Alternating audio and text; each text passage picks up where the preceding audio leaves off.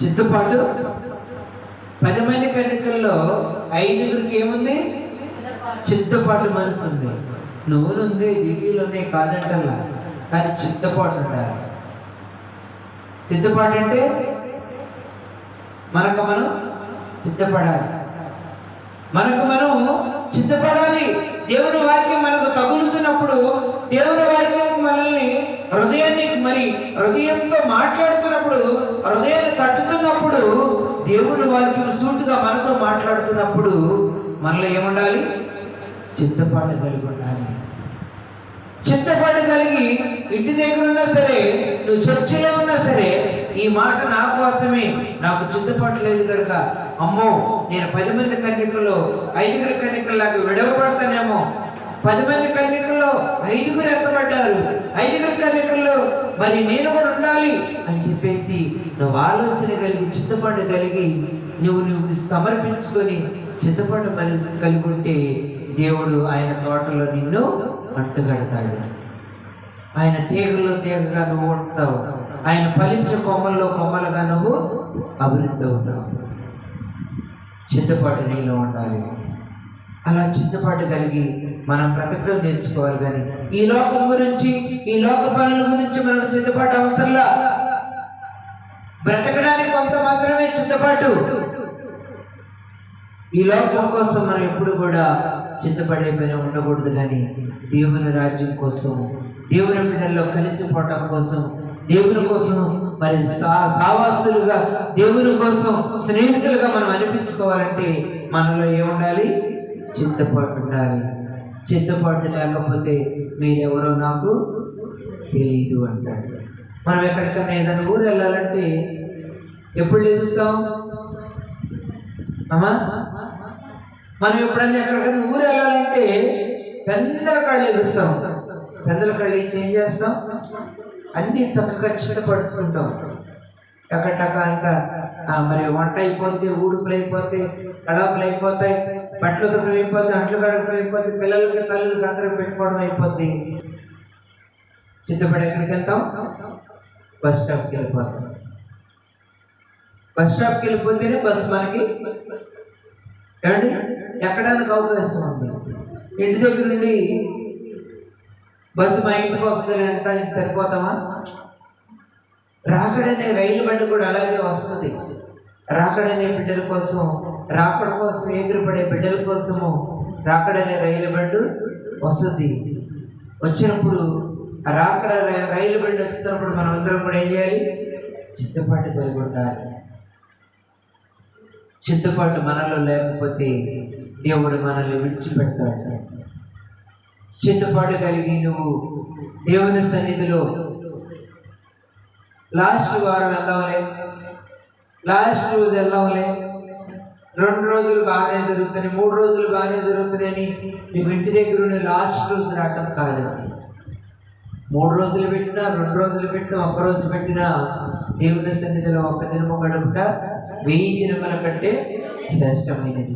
ఈ శ్రేష్టమైన జీవితాన్ని దేవుని కొరకు సమర్పించుకోవాలి. చూడు, చదువమ్మా, యోహాను సువార్త చదువు. నేను నిజమైన ద్రాక్షావళిని, నా తండ్రి వ్యవసాయకుడు.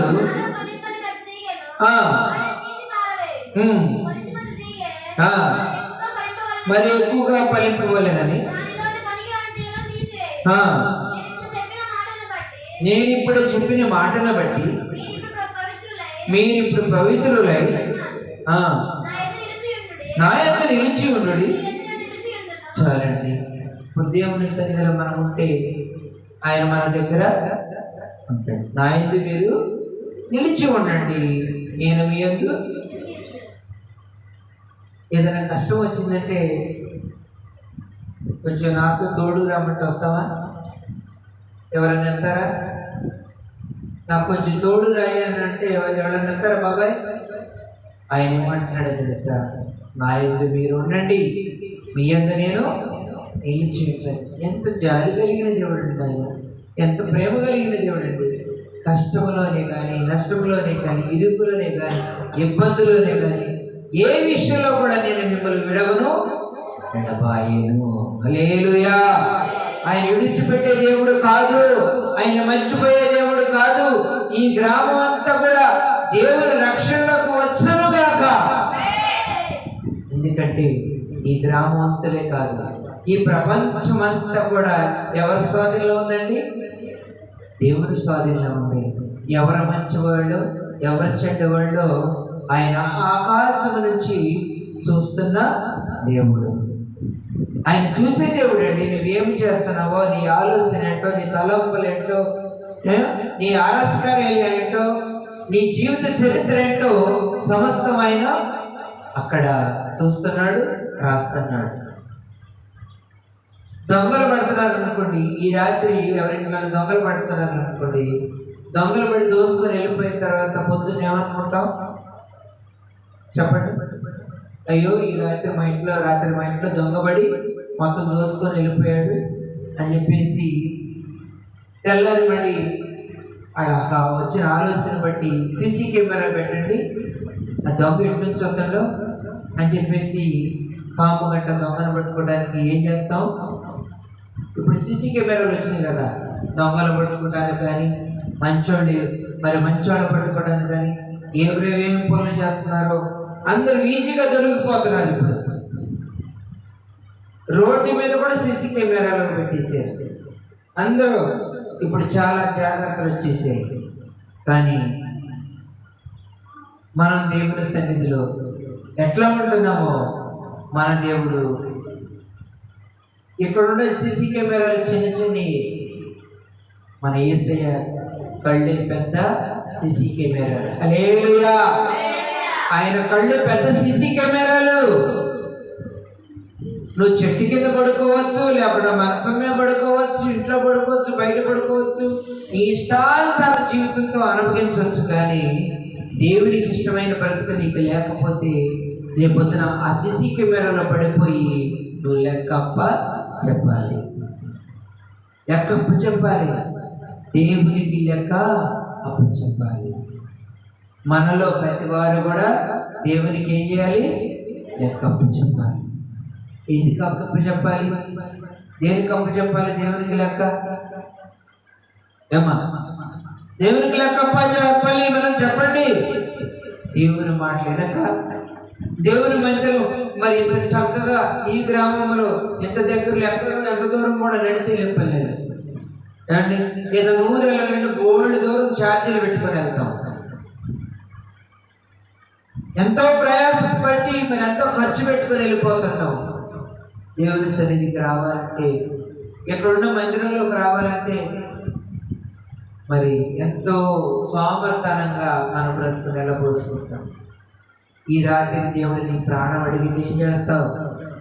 రేపు నన్ను చూద్దావా? నన్ను చూడగలుగుతావు? రేపు పొద్దునే ఈ రాత్రి నీ ప్రాణం అడిగినప్పుడు రేపొద్దున నేను కాపాడను. అందుకని ఆయన సన్నిధిలో మనం చాలా ఎత్తుక్కునే ఉన్నాయి, కనిపెట్టి ప్రార్థించుకునే చాలా ఉన్నాయి. ఆయన కోసం మనం కనిపెట్టుకొని ప్రార్థన చేసుకొని ఆయనలో మనం అంటుకట్టుకునేవారుగా ఉండాలి. తీగ ద్రాక్ష వలలు ఫలించితేనే కానీ తనంతటి తాను అభివృద్ధి అవ్వదు. ఫలించే బిడ్డలుగా ఉండాలి, అభివృద్ధి అయ్యే బిడ్డలుగా ఉండాలి. చదవమా. నా యందు నిలిచి ఉండు, నేను మీ యందు నిలిచి ఉంటాను.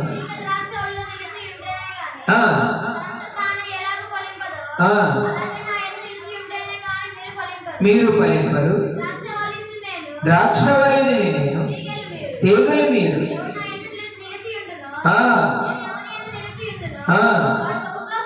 చాలండి. దేవుని యందు నిలిచి ఉన్నవాడు బహుగా ఫలించాలి, బహుగా ఫలించాలి. నేను మధ్యాహ్నం ఏం చెప్పాను? చక్కగా విన్నారు కదా. వచ్చేటప్పుడు ఎంతమంది తీసుకురమ్మన్నా? మీరు వచ్చేటప్పుడు ఎంతమంది తీసుకురమ్మన్నా? ఒక్కొక్కళ్ళు ఇద్దరిద్దరుగా రావాలి. ఇద్దరిద్దరుగా రావాలంటే కారణం ఏంటి? అమ్మా, మనం చెప్పే మాటను బట్టి, మన యొక్క ఆలోచన బట్టి మన పక్కవారు మారగలుగుతారు. మనమే సరిలేనప్పుడు, మనకు చెప్పడమే చేత కానప్పుడు, మన క్రియలే బాగోనప్పుడు ఎవరు వస్తారండి మనతో? ఈ లోకంలో మనుషులే రానప్పుడు దేవుడు మనతో వస్తాడా? మా దేవుడు మనతో కూడా రావడానికి ఇష్టపడడు. ఇక్కడున్న మనుషులే నువ్వు ప్రేమించలేకపోతే ఆ తండ్రి పరలోకంలో ఉన్నాడు, కనపడుతున్నాడా మీకు? అందుకని ఆయన ఏమన్నాడంటే, కనపడే మనిషిని ప్రేమించండి, కాపాడను నన్ను ప్రేమించే కంటే కనపడే మనిషి మీ ముందు నాతో సమానం. హల్లెలూయా. నీ ఎదురు కనపడే మనిషి నీకు దేవుడితో సమానము. కనపడే మనిషిని ప్రేమించాలి కానీ కాపాడని దేవుడిని ఏం ప్రేమిస్తావు? అలా మనం ప్రేమిస్తున్నామా? మన పక్క వారిని ప్రేమిస్తున్నామా? మన ఇరుగు పొరుగు వారిని ప్రేమిస్తున్నామా? మన కుటుంబంలో ఐక్యతకుంటున్నావా? లేదు. అలా ప్రేమించే అర్హత మనకు లేదు కాబట్టి మనం విడవబడతామా, ఎత్తబడతామా? ప్రేమించే హృదయం నీకు లేనప్పుడు విడవబడతామా, ఎత్తబడతామా? చెప్పండి అమ్మా. వెరీ గుడ్, చక్కని ఆన్సర్ చెప్పారు. విడవబడతాం. ప్రేమించే మనసు నీ లేనప్పుడు మనం ఏమైపోతాం? విడవబడిపోతాం. యేసు ప్రభువు మొట్టమొదటిగా ఈ లోకంలో మీరు ప్రేమ కలిగి ఉండండి, ప్రేమ కలిగి జీవించాలి. ప్రేమ లేనివాడు నావాడు ఎవరండి? ప్రేమ లేనివాడు నావాడు కాదు. మనలో ప్రేమ ఉండాలి, ఎదుటి వాడిని ప్రేమించాలి. శత్రువుని ప్రేమించిన వాడు ఎవరిని ప్రేమించినట్టు? శత్రువుని ప్రేమించిన వాడు ఎవరు ప్రేమించినట్టు? దేవుణ్ణి ప్రేమించినట్టు. ఇప్పుడు ఆ అమ్మ ఈ అమ్మ ఇద్దరు మాట్లాడుకోపోయారనుకో, మీ ఇద్దరి మధ్యలో ఏముంది? మాట్లాడకపోవడం, శత్రుత్వం ఉంది. ఆమె పిలుచుకోదు, ఏమో పిలుచుకోదు. ఆమె పలుకోదు, ఏమో పలుకోదు. మీ ఇద్దరు ఇప్పుడు ఏం చేయాలి? సమాధానపరచుకోవాలి. సమాధానపరచుకున్నవాడు ధన్యుడు. సమాధానపరచుకోవాలి, ఒకరికొకరు మాట్లాడుకోవాలి. శత్రుత్వం మరి దేవుడి సన్నిధికి వచ్చే వారికి శత్రువులుగా ఉండకూడదు. శత్రుత్వం మనకు ఉండకూడదు. నీ శత్రువుని ప్రేమిస్తే నన్ను మీరు ప్రేమించినట్టే. మొట్టమొదటిగా మనం ఎవరిని ప్రేమించాలి? అయ్యగారు, ఎవరిని ప్రేమించాలి? శత్రువుని ప్రేమించాలి. శత్రువుని ప్రేమించినప్పుడు పరలోకంలో ఉన్న తండ్రి, పరలోకంలో ఉన్న దూతలు గంతులు పెట్టి ఆనందిస్తాయంటండి. మనం ఇక్కడ చేసే మంచి క్రియలు బట్టి అక్కడ ఏమి దొరుకుతుంది? మనకి ఆనందం, సంతోషం కనపడుతుంటుందంట. మనం ఇక్కడ శత్రువునే ప్రేమించలేనప్పుడు దేవుణ్ణి ఏం ప్రేమిస్తాం? ఏమా పాపం, ఇందాక నేను అక్కడ చెట్టు కింద ఆడ కూర్చోందని సహోదరి మంచి కాఫీ పెట్టుకొచ్చి ఇచ్చారు. అది ఎవరిచ్చిన ప్రేమ అండి? ఒక దైవజనుడు చెట్టు కింద కూర్చున్నాడు అని చెప్పేసి తలం వచ్చేసి దైవజనుడు ప్రేమించిన, విశ్వాసాన్ని ప్రేమించిన ఏ మనసుతో ప్రేమించాలి? మంచి ప్రేమతో. యేసు ప్రభువు కూడా మంచి ప్రేమ కలిగి బ్రతకండి. ఆయన మంచి ప్రేమ చూపించాడు మన పక్షాన. ఆయన ప్రేమలో అసూయ లేదు. ఆయన ప్రేమలో ఆయన ప్రేమలో ఏమాత్రం కూడా ఆ అనవసరమైన ఆలోచనలు కానీ, మరి ఆయన ప్రేమలో దోషం కానీ, మోసం కానీ, కపటం కానీ ఏమీ లేదు. ఆయన ప్రేమ నిజమైంది కనుక ఆయన ప్రేమతో మనల్ని ఏం చేసుకోమన్నాడు? సరి చేసుకోమన్నాడు. ప్రేమ కలిగిన వాడు నావాడు, ప్రేమ లేనివాడు నావాడు కాదు. ప్రేమ సృష్టికి అందం. ప్రేమ ఏదైనా చనిపోతుంది కానీ ప్రేమ మాత్రానికి చనిపోదు. మనిషి చనిపోతాడు అమ్మా, ఈ దేహం చనిపోద్ది. ఈ దేహంలో ఉన్న అంతరాత్మ ప్రేమ మాత్రానికి చావు లేదు. ఒక శరీరపూర్వకంగా ఇక్కడ మనం చనిపోతాం కానీ నువ్వు ఆత్మతో చేసిన మంచి క్రియ అంతా కూడా, మంచితనం అంతా కూడా పరలోకంలో దాచిపెట్టి ఉంచుతాడు. హల్లెలూయా. పరలోక సిసి కెమెరాలలో అక్కడ నువ్వు దాయబడతావు. అక్కడ ఒక రీలు తిప్పుతాడు దేవుడు. ఇక్కడ ఫ్యాన్ తిరిగినట్టుగా అక్కడ నువ్వు చేసిన ప్రతి ఒక్క పుణ్యము, మంచితనము, నువ్వు చేసిన ప్రతి క్రియ కూడా అక్కడ రీలు తిరుగుతూ ఉంటుంది. మన కోసం ఆయన చూపిస్తుంటాడు. నా ప్రియమైన బిడ్డ, నీవు ఈ రకంగా బ్రతికొచ్చావు. నా ప్రియమైన బిడ్డ, ఇట నువ్వు అందరితో సమాధాన పడొచ్చావు. ఇక నువ్వు నా దగ్గర ఉండిపో, నీకు శిక్ష వేయను. సమర స్త్రీకి దేవుడు శిక్ష వేశాడా అమ్మా? సమర స్త్రీకి శిక్ష వేశాడా? చూద్దాం, చూడండి.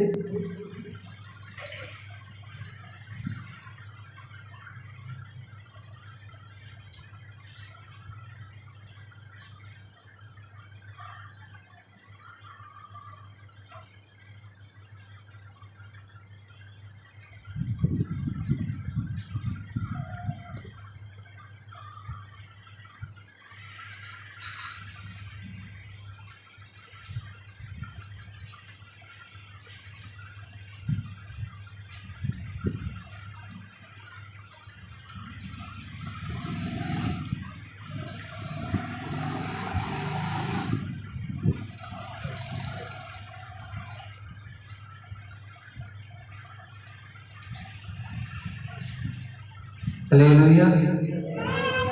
యోహాను సువార్త 4వ అధ్యాయము 4వ వచనం చూడండి.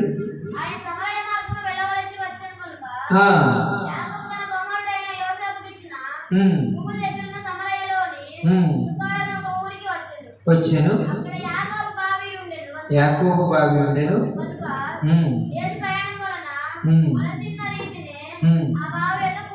కూర్చుండెను. అప్పటికి ఇంచుమించు 12 గంటలు అయ్యాను. అక్కడికి రాగా యేసు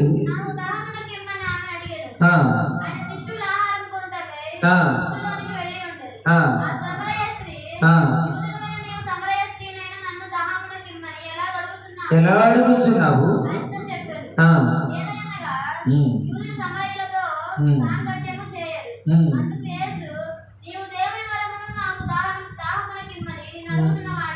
సరే, ఈయనంతా చదువుకుంటే చాలా ఉంది, కానీ మరి దేవుని కృపను బట్టి సమర స్త్రీని గమనించాడు దేవుడు. గమనించి, అమ్మా నువ్వు ఇప్పుడు వరకు ఎంతమందితో సాంగత్యం కలిగి ఉన్నావు? 5 భర్తలతో సావాసం కలిగి ఉన్నావు కనుక ఇక నుంచి పాపము చేయమోకమ్మా అన్నాడు. చేసిందామా? ఒకే ఒక మాటతో ఆగిపోయిందంతే. ఇప్పుడు మనలో ఎవరన్నా కొంచెం ఏదైనా చేస్తారనుకోండి, అమ్మ తప్పుడు పని చేయొద్దామంటే చేయకుండా మానేస్తామా? నో, నువ్వు నాకు చెప్పేది ఎక్కడ కదిస్తాం మనం. కానీ యేసు ప్రభు మాటకి లోబడిన వారు చాలామంది ఉన్నారు. యేసు ప్రభు వారి మాటకి చాలామంది లోబడిపోయిన వారు చాలామంది ఉన్నారు. లోబడిపోయి ఆయనతో సాంగత్యం చేసి, ఆయనతో స్నేహం చేసి ఎంతో మంది అభివృద్ధి అయ్యారు. ఆయన చెప్పిన కట్టడాలన్నీ కూడా గైకొన్నారు. ఆయన చేసినవి, ఆయన చేసేవన్నీ చూశారు. ఆయన రహస్యాలన్నీ చేసేవన్నీ చూశారు. ఎందుకంటే ఆయన భక్తులుగా, ఆయన ప్రవక్తలుగా మారిపోయారు కనుక ఆయన చేసే ప్రతి ఒక్కటి కూడా వాళ్ళు చూడగలిగారు. అమ్మా ఇక నుంచి నేను కూడా నిన్ను శిక్షించను, కానీ నువ్వు పాపము చేయొద్దు. అమ్మా ఎంతమంది నిన్ను శిక్షించారంటే, ఈ ఊరంతా నన్ను తరుముకుంటూ రాళ్లతో హింసించారయ్యా అన్నప్పుడు వెంటనే ప్రభువారి పాదాల దగ్గరికి వెళ్ళిపోయింది. ఆయన కాళ్ళ మీద పడటంతోనే యేసు ప్రభువారు ఎమ్మటిని ఎవరు చేసిన పాపాలు వాళ్ళకి రాస్తున్నాడు. రాస్తున్నప్పుడు వాళ్ళందరూ కూడా తిరిగి వెనక్కి వెళ్ళిపోయారు. వెనక్కి వెళ్ళిపోయిన తర్వాత ఈ అమ్మని, ఈ సమరస్త్రీని దగ్గర తీసుకొని, అమ్మ నేను కూడా ఇక నీకు శిక్ష వేయను, ఇక నుంచి నువ్వు పాపము చేయొద్దు అన్నాడు. అమ్మ 8వ అధ్యాయం 11వ వచనం చూడండి. చెల్లి తీసింది అక్కడ. ఆమె అందుకు యేసు, నీకు ఇక నేను శిక్ష విధింపను. హల్లెలూయా. నీవు ఇంటికి వెళ్ళి ఇక పాపము అభిషేకము. ఆ సమరయ స్త్రీ ఇంటికి వెళ్ళినప్పుడు ఏమండి, ఇంటికి వెళ్ళినప్పుడు యేసుప్రభు వారు మళ్ళీ దర్శనానికి వెళ్ళినప్పుడు సమరయ స్త్రీ ఏం చేసింది? యేసుప్రభు వారికి అమ్మా ఏం చేసింది? కన్నీళ్లతో కాళ్ళు కడిగి అమ్మా తల వెంట్రుకలు ఎట్టి తిప్పి ఆయన పాదాల దగ్గర కూర్చొని విలువైన అంతరగుడ్డు తీసుకొచ్చి రాసి ఆయన తడుముకొని తన పాపాలన్నీ కూడా కడిగి వేసుకున్నది. హల్లెలూయా. విలువైన దేవుణ్ణి అంగీకరించింది. లోక ప్రేమ అంతా కూడా తీసివేసుకుంది. ఈ లోక మనుషుల ఆశ అంతా కూడా కడిగి వేసుకుంది. విలువైన దేవుణ్ణి వెంబడించింది.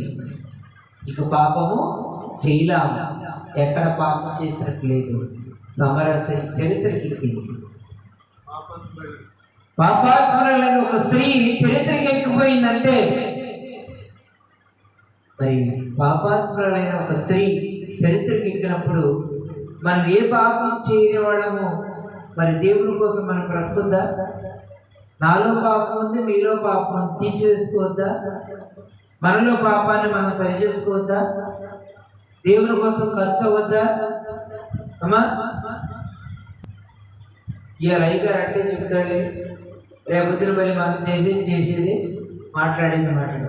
పాపం అంటే శరీరంగా చేసేదే పాపం కాదండి. నోటు ద్వారా మాట్లాడేది కూడా పాపమే. నోటు ద్వారా మాట్లాడేది కూడా పాపమే. అందుకని మీ నోటుని మీరు కాసుకోమంటున్నాడు. ప్రభువారు చాలా జాలి కలిగిన దేవుడు కనుక ఆయన జాలి మనసుతో ఇప్పటి వరకు మరి ఆయన మనల్ని సజీవులుగా ఉంచాడంటే మనం ఈ రాత్రే కాదు, మనం బ్రతికినంత కాలం కూడా ఆయనకు మనం ఏమిచ్చి కూడా రుణం తీర్చలేము కనుక వ్యవహార సువార్తలో మరి ఆయన ప్రతి ఒక్క తీగను పరీక్షించాడు. పనికిరాని తీగలు ఎక్కడేసాడంటండి? అగ్నిలో పడవేశాడు. దేవునికి పనికిరాని వాళ్ళు తీసి దేవుని కోసం కేటాయించుకొని బ్రతికిన వారికి పరలోక రాజ్యం దేవుడి స్థానం వేస్తాడు మరి సిద్ధపరిచున్నాడు. దేవుడి కోసం ఖర్చు అయిపోయి దేవుడే కావాలి దేవుడి కోసమే బ్రతకాలనుకున్న వారికి పరలోకం ఉంది. లోకమే కావాలి, లోకానుసారంగా బ్రతకాలి, మేము చర్చకు వచ్చిన మా పాపాలు విడిచిపెట్టాం, మా నోరు శుభ్రం చేసుకో, మా బ్రతుకులు కడుక్కో అన్న వారికి నరకము సిద్ధంగా ఉంది. ఏది కావాలి నీకు? నరకం కావాలా? పరలోకం కావాలా? పరలోకం కావాలంటే ఇప్పుడు మళ్ళీ ఏముండాలి? పరిశుద్ధత ఉండాలి, మంచి క్రియలు ఉండాలి, యథార్థమైన మనసు కలిగి ఉండాలి. ఏ మనసు కలిగి ఉండాలి? యథార్థమైన మనసు కలిగి ఉండాలి. చూడండి ప్రియమైన బిడ్డలారా, మరి ఆయన ఎంతో నమ్మదగిన దేవుడు కనుక మనల్ని ఎంతో ప్రేమించే దేవుడు ఆయన చూస్తున్న దేవుడు అని పేరు పెట్టింది ఎవరండి? ఆయనకి ఆగరు. ఆయన చూసే దేవుడు. ఆగరు అరణ్యంలో ఉండి ఏమండి ఆయన బిడ్డ కోసం ఆమె కోసం తప్పించిపోతున్నప్పుడు ఎవరు పట్టించుకోలేకపోతే ఆఖరి ఏడ్చుకుంటూ, అయ్యా నువ్వు చూస్తున్నా దేవుడు అయ్యా, నన్ను నా బిడ్డని కూడా చూడయ్యా, కాపాడే. యేసుప్రభు మంచి పేరు పెట్టిందామా? నువ్వు నేను ఏ పేరు రత్తనం ఆయనకి? మనం ఏ పేరు పెట్టుకునేవారుగా ఉన్నాం? ఈ రాత్రి యాకోబు రాసిన పత్రిక 4:7 చదవండి. కాబట్టి దేవునికి లోబడి ఉండుడి, అపవాదిని ఎదిరించుడి, అప్పుడు వాడు మీ యొద్ద నుంచి పారిపోవును. దేవుని యొద్దకు రండి, అప్పుడు ఆయన మీ యొద్దకు వచ్చును. పాపులారా అమ్మా మీ చేతులను శుభ్రము చేసుకొనుడి. ఈ మనసులారా మీ హృదయములను పరిశుద్ధపరచుకోండి. హల్లెలూయా. ఏం పరిశుద్ధపరచుకోవాలంట? హృదయాన్ని. ఇప్పుడు ఇందాక కదా మందిరం ఎట్లా ఉంచుకోవాలి? శుభ్రంగా ఉంచుకోవాలి. మందిరం అమ్మగారు అయ్యగారు వచ్చేసరికి గౌరవ పట్టాలు తీసేసుకోవాలి. ఈ యొక్క మందిరం అంతా కూడా శుభ్రం చేసుకోవాలి. నా మట్టుకు నేను ప్రభువుని తెలుసుకున్న తర్వాత, అప్పుడు రక్షణ లేదు నాకు. చిన్న వయసులో 15 సంవత్సరాల వయసులో ప్రభువుని తెలుసుకున్నాను. అప్పుడు రక్షణ లేదు. ఏమండి, అప్పుడు ఇంత చర్చిలు కూడా లేవు. పాకల్లో ప్రార్థన, అప్పుడు పాకల్లో ప్రార్థన, కరెంట్లు కూడా లేవు. దీపాలు, కరెంటు కిరసనాల దీపాలు, కిరసనాల లైట్లు అండి. అయ్యగారు వచ్చేసరికి సాపులు వేసేసి, మళ్ళీ వెళ్ళేటప్పుడు సాపులన్నీ తీసి మంటలేసి, మందిరం అంతా శుభ్రం గుడిసి, ఆ పాక అంతా శుభ్రం గుడిసి, పాక బాగా మట్టి కొట్టుకుపోతుందని చెప్పేసి ఇంత పెండ పోగు చేసుకొచ్చి, పేడ అంటారా మీరు, ఇంత పేడ పోగు చేసుకొచ్చి బకెట్లో చిక్క కలిపి, అమ్మలక్క వచ్చేసరికి గుడి ఆరిపోవాలని చెప్పేసి పెద్దల కాడ వెళ్ళి పేడ తీసేస్తానని చెప్పేసి బరిగొడ్ల దగ్గర పోయి ఆ పేడ వేసుకొచ్చి పాకలో చీపురు వేసి డబ్బాతో పోసుకొని చీపురుతో ఊడ్చేవాడు. దేవుని మందిరం శుభ్రంగా ఉండాలని, దేవుని మందిరం శుభ్రంగా ఉండాలని. మరి ఆనాడు నేను ఆ పరిచర్య చేయమంటే దేవుడు ఈనాడు నన్ను సేవకుడిగా, ఇప్పటికీ కూడా పొద్దున బాబాయ్ ఇంట్లో ఉంటుందని, కానీ నా ప్రాణం అంతా ఆడ మీదే ఉంటుంది. వాడికంటే చిన్నవాడిని, వాడు నాకు పరిచర్య చేస్తుంటే నా దేహం అంతా కూడా అల్లాడిపోతుంది. బాబాయ్ నీళ్ళు ఎత్తుంటే పొద్దున్నే నేను కూడా బకెట్లు కొట్టుకొని వెళ్దాం అనిపించింది. బాబాయ్ ఏమంటాడు, వద్దులే నాయన కూర్చో అంటాడు. ఎందుకంటే ప్రేమైన బిడ్డలారా, పని చేయటం వల్ల మంచిదే కానీ స్వామర్లాగా ఉండొద్దన్నాడు దేవుడు. సహోదరుల ఐక్యత కలిగి ఉండాలంటున్నాడు. ఒకళ్ళ సేవకుడని నన్ను ఒక గొప్ప స్థితిలో ఉంచి వాడు చూస్తున్నారేమో కానీ నా ప్రాణం అయితే తప్పించిపోయింది. యేసుప్రభు వారు కూడా పనిచేశాడు. ఎక్కడ చేశారు ఆయన? యేసుప్రభు వారు కూడా పని చేశారా లేదా? ఏం పని చేశారు ఆయన? వడ్రంగి పని చేశారు ఆయన. వడ్రంగి పనే కాదు, ఇప్పుడు మన పని కూడా ఆయనే చేస్తున్నాడు. ఏమండి, మనం పని చేయడంలో తప్ప, అయ్యగారు నువ్వు పని చేయటం ఏంటయ్యా అంటారు. అసలు అయ్యగారులే పని చేయాలి ముందు. అయ్యగారు ఒళ్ళు పెంచుకోకూడదు. చూడండి అయ్యగారు ఎట్లా అవుతున్నాడు. చేస్తారు కానీ ఆయన మాట ఆయనకి ఎట్లా నవ్వు వచ్చిందంటే, ఇతరమైన అయ్యగారులు ఉంటారు కదా, వాళ్ళకి ఇంకా ఎక్కువ సేవలు చేస్తుంటారు పాపం. కాబట్టి ప్రేమైన బిడ్డలారా, నాకు వచ్చిన కాడ నుంచి, నేను వచ్చిన కాడ నుంచి నన్ను రిసీవ్ చేసుకొని అయ్యగారు ఎంతో, అసలు నేను ఊహించలేనంతగా నన్ను ప్రేమిస్తున్నారు. నన్ను ప్రేమిస్తే ఎవరిని ప్రేమించినట్టు అమ్మా? కుటుంబ సభ్యులందరూ కూడా, నాన్నగారి కాడ నుంచి, అమ్మ కాడ నుంచి, చిన్న చెల్లి కాడ నుంచి అందరూ కూడా.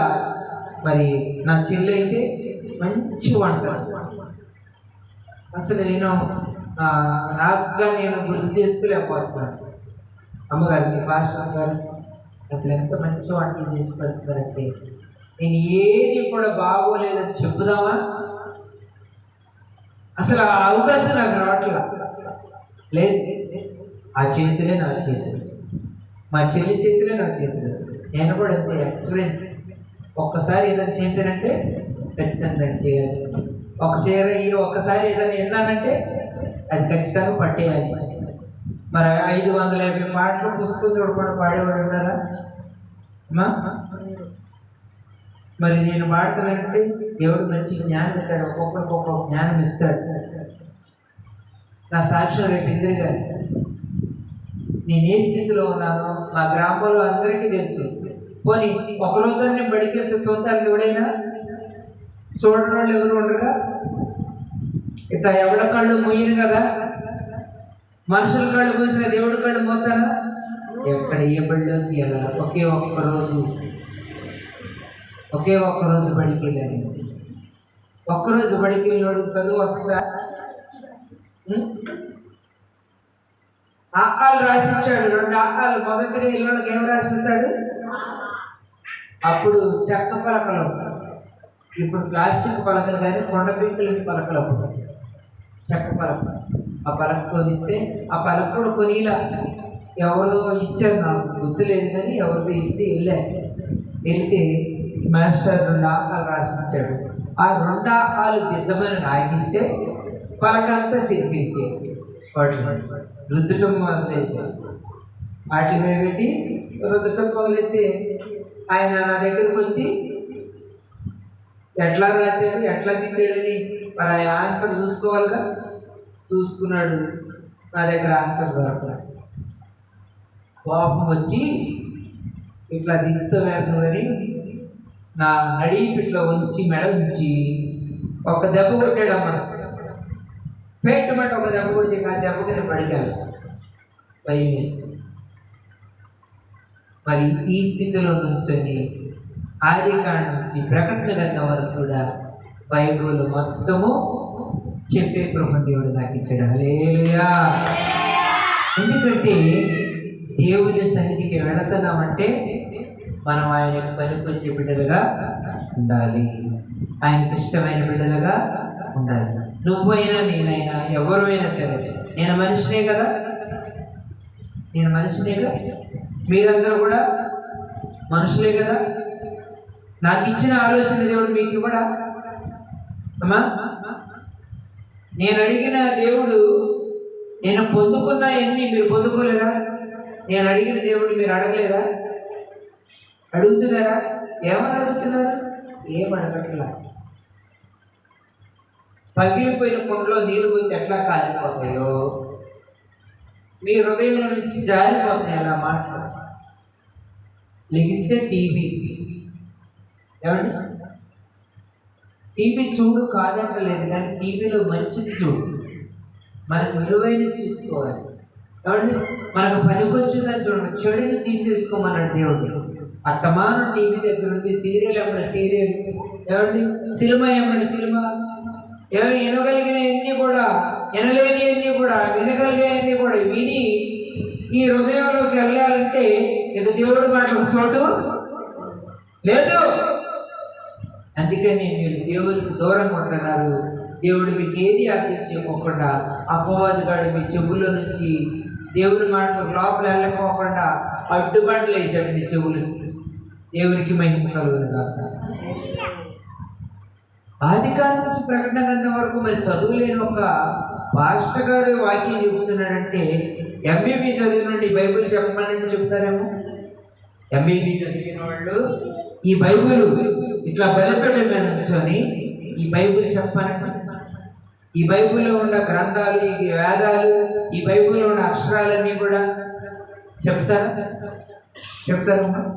చెప్పరు, చెప్పలేరు కూడా. కొన్ని పాటలు పాడతారా? పుస్తకం చూడకుండా, గుడ్డోళ్ళు చూడకుండా పాడతారు. మనం 2 కళ్ళు కాకుండా కూడా పాడలేకపోతున్నాం. మనం 2 కళ్ళు కూడా దేవుడే చూడలేకపోతున్నాం. ఇప్పుడు మనం గుడ్డివాడితో సమానం, మంచివాడితో సమానం. 2 కళ్ళు కూడా గుడ్డివాడితో సమానం. ఆత్మ ఉండి కూడా ఆత్మ దేవునికి చోటు లేని గుడ్డివాడు మనం. ప్రియమైన బిడ్డలారా, ఈ రాత్రి 2 చేతులు మీకు జోడించి ఎందుకు చెప్తున్నానంటే, ఎవరి కోసం ఖర్చు అవ్వాలి? వందనాలు పెడుతున్నారా? ఈ వందనాలు 2 చేతులు జోడించి మీకు దండం పెడుతున్నాను అంటే ఏంటి? నాకులాగా మీరు కూడా ప్రయోజకులు అవ్వాలి, దేవుని కోసం ప్రయోజకులు అవ్వాలి, దేవుని కోసం ఖర్చు అవ్వాలి, దేవుని కోసం వినాలి, ఏమి చెప్తున్నారో దాన్ని జాగ్రత్త దాచుకోవాలి. ఇప్పుడు ఇది నా ఫోను, ఈ ఫోను నాది. నేను ఎంత పెట్టి కొనుక్కున్నాను? 10,000 పెట్టి కొనుక్కున్నాను. మీ చేతికి ఇస్తాను. దీన్ని ఎక్కడ పెడతారు? కొంచెం జాగ్రత్త చేయమంటే దీన్ని ఎక్కడ పెడతారు? కొద్ది జాగ్రత్త చేయమని మీ చేతికి ఇస్తాను. ఎక్కడ పెడతారు? ఎవరైనా ఎందుకు వెళ్ళిపోతారని ఏ బీరువాలను పెట్టి జాగ్రత్త చేసి నా ఫోన్ నాకు అప్పచెప్తారు. దీనికి ఉన్న జాగ్రత్త దీనికి లేదండి, దీనికి లేదా? ఇదేంటిది? ఇది పరిశుద్ధ గ్రంథం. ఈ పరిశుద్ధ గ్రంథమే మనల్ని బ్రతికించేది. నీ వాక్యమే నన్ను బ్రతికించెను, బాధలలో నెమ్మదినిచ్చెను. కృపాశక్తి దయాశక్తి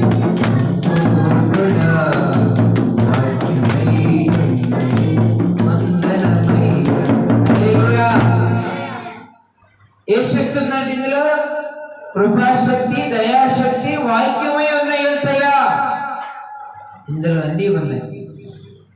ఈ గ్రంథంలో అన్నీ ఉన్నాయి.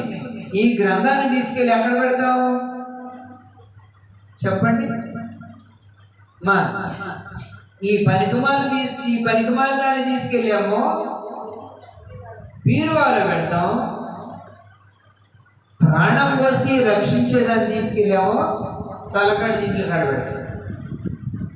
తలకాడి దిండ్లు లేదా మంచాల మీదో లేదంటే బల్లల మీదో చెక్కల మీదో పెడితే ఆదివారం వచ్చేసరికి ఇల్లు ఉడిచేటప్పుడు కల్లా దుమ్మంతా నీళ్ళ మీద పడితే దులుపుకుండా